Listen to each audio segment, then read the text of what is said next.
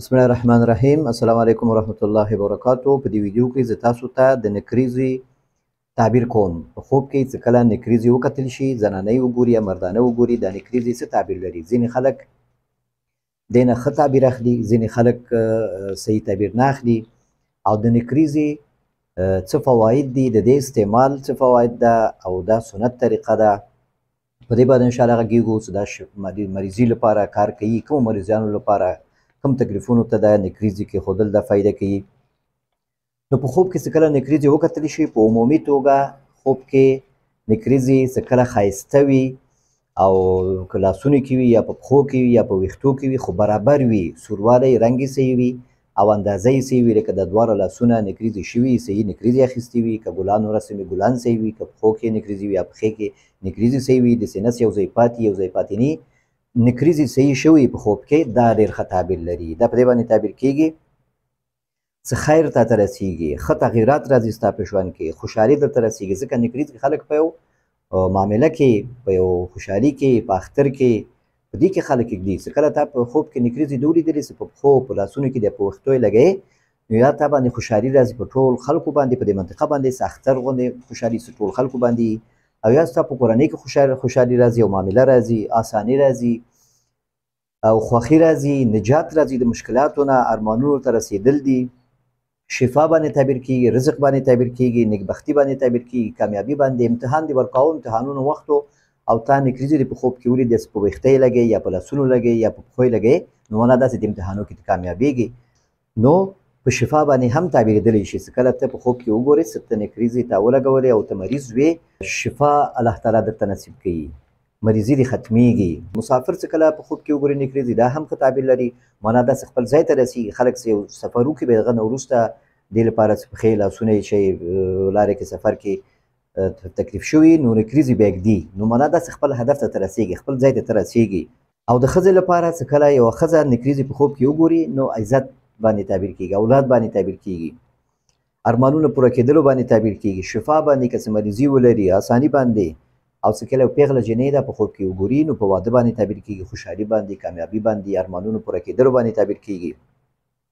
او د سړي لپاره هم همدغه تعبیر، د سړی چې کله نکریزي په خوب کې وګوري، چې په لاسونو کې ږدي، په پښو کې ږدي یا په سر په ویښتانو باندې نکریزي لګوي، نو دا هم په کاروبار، په سفر، په عزت، په مال، په کامیابي باندې تعبیر کېږي. بعضې خلک وایي چې نکریزي دا نقشونه چې دي دا جواز نه لري، ډېر ګلان اچول او ډېر نقشونه کول، دا دې کې علما څه مشکل نه ده ښودلی او په دې کې هېڅ مسله نشته. چې هر رقم طریقه باندې ته نکریزي لاسونو باندې ږدي، خو زنانهو ته صرف بیا دا کارونه روا دي چې هغوی په مختلفو اشکالو باندې رسمونه، ګلان، د نقشونو کې څه مشکل نشته. ځینې خلکو کې دا اوازه ده چې دا نکریزي څوک په لاس کې ولګي او په دې کې نقشونه واچوي، نو دا جنیاتو د راتګ باعث کېږي، نو دا خبره صحیح نه ده. نقشونه هم ته کولی شي پکې، ګلان هم پکې اچولی شي، اجازه شته چې په کومه طریقه باندې تا ته دا نکریزي خوښېږي، دې ښکلا درکوي، نو ته کولی شي دې نه استفاده وکړي، خصوصا د زنانو لپاره. او مردانه هم کولی شي چې هغوی نکریزي استعمال کړي د پښو لپاره یا نور د ویښتانو لپاره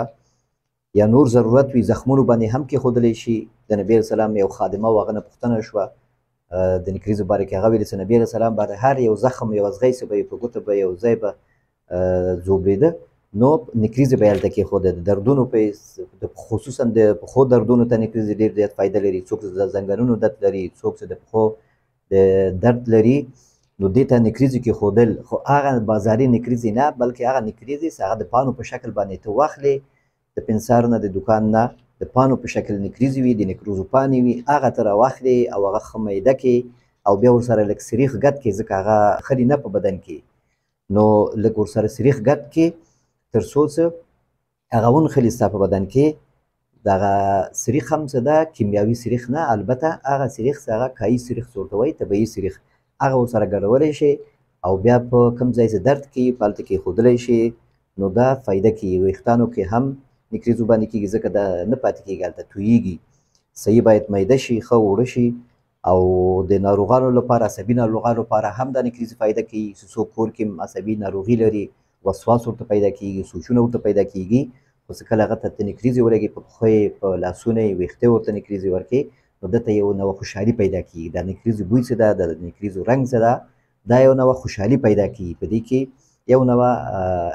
احساس دی، آرامش کوي انسان او د دردونو په حساب باندې هم فایده کوي. نو په نکریزو کې ډېر زیات ښه مواد شته چې هغه په بدن کې جذبیږي،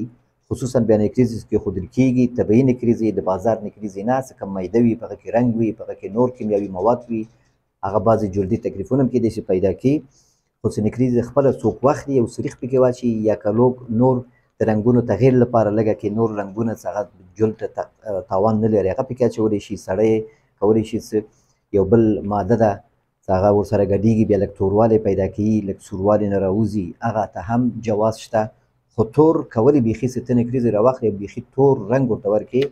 او د سړي لپاره د ګیرې او د ویښتانو رنګ بیا دا جواز نه لري. نو دا و د نکریزې په باره کې معلومات چې د نکریزې د خوب تعبیر مې تاسو ته وکړ. په همدې رابطه باندې یو خوب هم ده.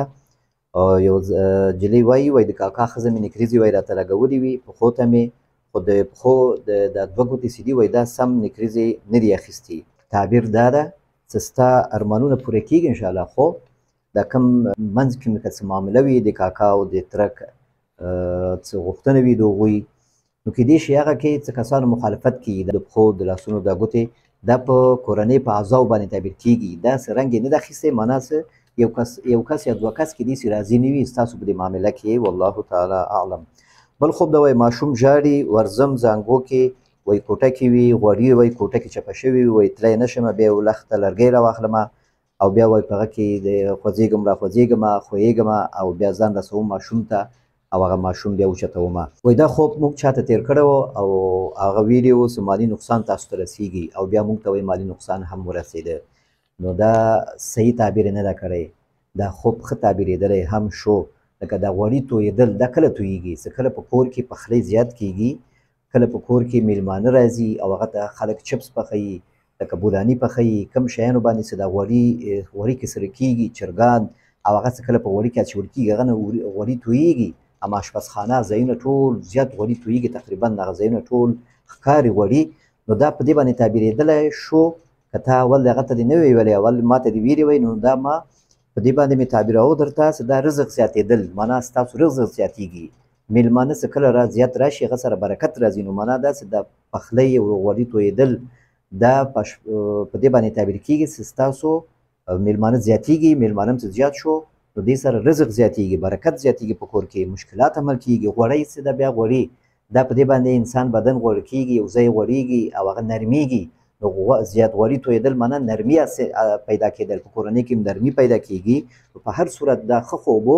تاسو چون چاته ویلي دي او هغه تاسو ته په هغه ظاهري شکل کې تعبیر کړی ده چې په ظاهره کې دا د غوړي تویېدل یو نقصان ده د مالي، نو دا خوب خو داسې نه تعبیر کېږي چې څه شی په ظاهر کې وي. د خوبونو تعبیر کې دا قاعده ده چې خوب په ظاهر باندې نه تعبیر کېږي، مګر هغه خوبونه چې د مړو وي، چې یو مړی یو خبره کوي هغه ما حقیقي بڼه باندې تعبیر کېږي. یا په خوب کې تاته یو خوب تعبیر وکړي څوک، ستا د خوب تعبیر په خوب کې یو بل کس وکړي، دا هم په هغه طریقه باندې. نور اکثر خوبونه سرچپه تعبیر کېږي، اکثر خوبونه په نورو دلالتونو باندې تعبیر کېږي. ژړا په خندا تعبیر کېږي، خندا په ژړا تعبیر کېږي، ګډا څه ده دا په غم تعبیر کېږي او ژړا څه ده دا په خوشحالي تعبیر کېږي. نو خوب په دې طریقه تعبیرول غلط ده. څه هر چاته ویلي دي دا یې ښه کار نه ده کړی. څه نه پوهېده باید تاسو ته ویلي وایي، څه زه نه پوهېږم یو بل چاته ووایې، نو دا خوب یې ستاسو ته تعبیر کړی ده او ته وایې چې موږ ته مالي تاوان هم ورسېده. نو که د اول هغه ته نه وي ویلی نو اوس خو مقدرات اوس خو وشو، خو دا خوب ډېر ښه خوب ده، الله تعالی یې درته ښه کړي، والله تعالی اعلم. او دی وایي چې زما بل خوب هم وایي بېګا مې کتلی ده، څه وایي خوب ګورم چې زما ښځه وایي حج او عمرې ته تللي وي او ارمان یې هم ډېر لري په ویښه کې وایي، او په خوب کې بېګا مې وکتل چې دوی دی تللي او زه نه یم تللی، خو دی تللي. نو د دې تعبیر دا ده چې هغه څومره ډېر د دې ارمان کې یو نیت لري، نو د دې نیت د ده مطابق که ده ته الله توفیق هم ورنه کړي، مالي اسباب برابر نه شي، ده ته الله تعالی د دې ثواب ورته لیکلی دی. نو معنا دا چې دی نیت لري او اراده لري او د زړه نه غواړي، حتی تر دې چې کېدای شي خپل څه شیان هم خرڅ کړي خو یو عمرې ته لاړ شي. نو دغه نیت د ده الله تعالی په نزد ډېر د قدر وړ ده او الله تعالی ده ته د دې ثواب لیکلی ده. او چې دی کوشش کوي چې ځي، نو کېدای شي الله تعالی ورته په نصیب هم کړي او دی به ځي انشاءالله. نو په دې خوب کې دغه د نیت مطابق هغه ته الله تعالی ثواب ورکړی ده، د یو خوشخبري دغه ته چې ته ښه نیت لرې، نو الله تعالی تا ته د دې ثواب انشاءالله لیکلی ده او کېدای شي توفیق هم درکړي الله تعالی حج او عمرې ته لاړ شي او د عمر په زیاتوالي باندې هم تعبیر کېږي والله تعالی اعلم. بل خوب ده وایي کوژده یې کړی په خوب کې مور او کوژدنه وایي دا عمرې ته یې روان کړي وي په ویښه کې نه دا کوژده یې کړی ده په خوب کې ګوري چې دا کوژدنه یې چې د ده دا ښځه لا واده شوی نه ده دی ده او دا مور د هلک مور ده دی دواړه د هلک روان کړي عمرې ته نو دا ډېر ښه خوب ده د دوی د عمر زیاتېدل دي یو خوشحالي راتګ ده او خیر او برکت راتلل دي ارمانونه پوره کېدل دي د ایمان خوند څکل دي او په دې خوب کې وایي بیا قرضدار دنه قرض غواړي وایي او دی وایي نیم پلار یې هلته وي نیم پلار یې ورکوي نیم به یې دی ورکوي نو دا هم ښه تعبیر لري معنا ده چې د ده قرضونه کوي هغه هم انشاءالله خلاصېږي او الله تعالی د حج او د عمرې توفیق هم انشاءالله ورکوي والله تعالی اعلم. بل خوب ده وایي ناشناخته مړی وي ما ته وایي چې زه ژوندی یم او قبر نه راوځي وایي چې خلکو زه ژوندی ښخ کړی یم او زه راوځي او زه نه پېژنم یې وایي نو په خوب کې چې کله یو مړی وکتل شي چې هغه ژوندی کېږي نو دا په دې باندې تعبیر کېږي چې کله ته هغه نه پېژنې نو دا په دې باندې تعبیر کېږي چې ستا یو ضایع شوی مال ستا لاسته راځي لکه دا مړی څه ده چې کله ته نه پېژنې دا یو ضایع شوی مال ده که کله یې پېژنې نو په هغه مړي باندې تعبیر کېږي په هغه کس باندې خو چې کله دا مړی ته په خوب کې وګورې چې هغه ته نه پېژنې او خوب کې دې ولیدې چې هغه ژوندی شوي او راغلي او یو وایي چې زه ژوندی یم او خلکو زه ژوندی ښخ کړی یم نو معنا دا چې ته د یو شي نه مایوس یې یو شی تا نه ضایع شوی ده یو مال یو خیر هغه انشاءالله ستا لاسته راځي ته به پکې تعجب هم کوې خو هغه انشاءالله لاسته دې راځي او تا ته خیر رسیږي او بیا ته وایې چې د خوب کې زه پلار ته تسبیح ورکوم او هغه تسبیح وایي چې ته وایې چې زما حج ته ځان سره وړی و او هلته مې په هر مقام په هر ځای تیږو باندې مې سولولی ده په خانې کعبه کې هغه تسبیح وایي پلار ته ورکوم معنا ده چې پلار ته دې هم کوشش وکړه چې د حج او دغه ته د خیر رسولو او هغه ته همیشه ښه ورسره وکړي نو دا هم د دې باعث کېږي انشاءالله چې ستاسې که څه تاوانونه وي څه مشکلات پرې وي الله تعالی هغه درته جبران کړي او تا ته خیر ورسیږي والله تعالی اعلم. بل خوب ده وایي میاشت راختلې وي دعا وکړم میاشت ورک شي وایي د ستورو قطار وایي جوړ شي تې بیا وروسته میاشت نه وي نو دا ښه خوب ده میاشت لیدل په خوب کې د چینل کې دې باره کې زما ویډیو هم شته نو دا فرصتونو باندې تعبیر کېږي ښه وخت راتګ ښه حالت ځکه میاشت تبدیلېږي نو وخت تبدیلېږي زمان او تاریخ تبدیلېږي نو دې سره تبدیلي راځي انسان په ژوند کې یو ښه تغییر راځي او ښه طرف ته تغییر راځي او ته پکې مخکې ځې او دا ستوري چې وروسته بیا ګورې دا په هدایت باندې تعبیر کېږي ځکه الله تعالی وایي چې وبالنجم هم یهتدون نو دا ستوري چې دي دا هدایت باندې په دې باندې تعبیر کېږي چې الله تعالی تا ته مشکلاتو کې سختیانو کې لاره ښیي او تکلیفونه کوي او څه پریشاني وي هغه انشاءالله ختمیږي او په کارونو کې دې ترتیب راځي او کامیابي درته نصیب کېږي والله تعالی اعلم. بل خوب ده وایي ورېنداره مې خوب کې لیدلی یم چې وایي کور ته ډېر زیات میلمانه راولې او چې وایي کوټو کې نه ځایږي دا هم ډېر ښه خوب ده الله تعالی یې درته ښه کړي په دې باندې تعبیر کېږي چې ستا کاروبار غټېږي مال دې زیاتېږي برکت راځي په ژوند کې دی او رزق دې زیاتېږي او تا په کورنۍ کې برکت راځي نیت دې صفا وساته او زحمت او تکلیف او خپل کاروبار ته دوام ورکړه انشاءالله ستا په ژوند کې ښه تغیرات راځي والله تعالی اعلم. نو دا و د نن ورځې خوبونه او که چینل کې نوي یاستئ نو چینل سبسکرایب کړئ ویډیوګانې لایک کړئ څه کله دا د خوبونو تعبیر هم واورېد ما ته په آخر کې یو کمنټ وکړئ چې د خپل خوب تعبیر نه زه مطمئن شوم نو که خوب هم لیدلی وي د چینل کې زما واتساپ نمبر شته هغه کې خپل خوب تاسو ما ته لیږلی شئ د دې ویډیو کې یو دوه خوبونه اوس ما نه پاتې شو هغه وجه دا ده چې د دوه ورونه چې هغوی خپل خوبونه په مسنجر کې لیکلی وو په بل موبایل کې دغه هغه ما نه پاتې کېږي نو په دې وجه باندې مسنجر کې ما ته خوب مه لیږئ همدغه واتساپ نمبر ده اوس ما سبایي ښه مې په یاد و زما دا دوه خوبونه ما نه هېر نه شي خو اوس چې کله تیاري مې کوو نو